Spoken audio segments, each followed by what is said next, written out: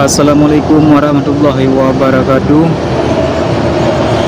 Bagi awak drone warga kota Idi yang hendak melewati kota Idi di depan Masjid Agung, nah polisi.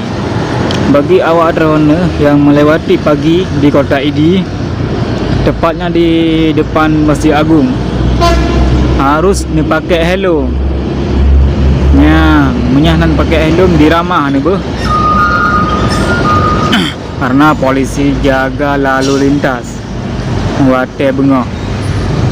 Bagi anak sekolah yang pakai Honda ke knalpot brong nyampe melewati kota Idi, nah kadang anak mi sekolah dengan apabila anak mi sekolah yang pakai knalpot brong melewati jalan kota Idi di depan Masjid Agung akan didrop oleh polisi.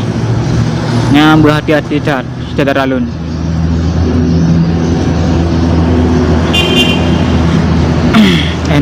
Assalamualaikum warahmatullahi wabarakatuh.